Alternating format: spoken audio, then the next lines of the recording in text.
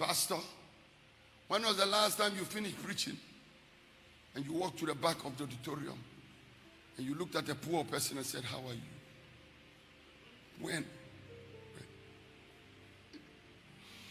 They come to church Sunday after Sunday and the pastor looks like a demigod standing there and no man can approach him. They come to church, and if they didn't come in a beautiful car, nobody gives them attention. They came with a pure heart, but because their pocket is empty, nobody gives them attention. Observe the Messiah walking through the pages of the New Testament. He's different from any guest speaker you ever receive in a church. When he got there, I never saw him once address a rich man, except he's telling the rich man to repent.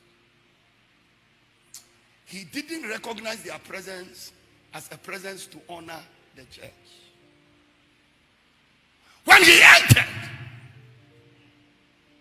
a woman bowed together for 38 years, who cannot straighten herself, is the one he's looking for. When he entered, a man with a withered hand is what he's looking for. Stretch forth your hand. Stretch forth your hand. Whilst today's preacher is looking for those that are wearing gold, Messiah is looking for those with the golden heart. Look at you.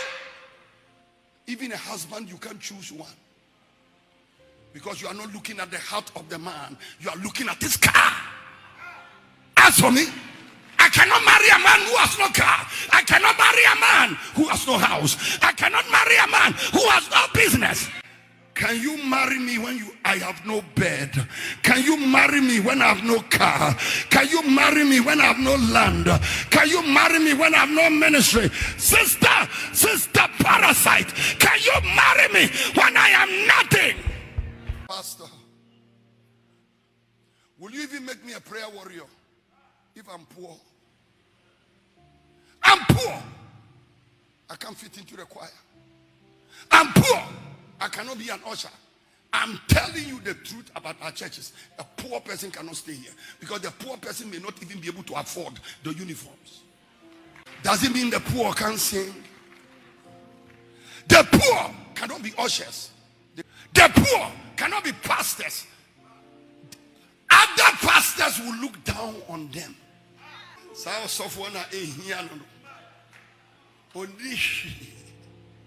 The poor cannot sit on the front row. Lord, have mercy on a church that has lost the way, has lost the plot, and may be on its way to eternal damnation. Pastor, when was the last time you talked to a poor person in your church? Pastor, when was the last time you held that old lady's hand and said, Ma, God is with you. Here is 20 Ghana cedis. Buy food on the way home. Buy food on the way.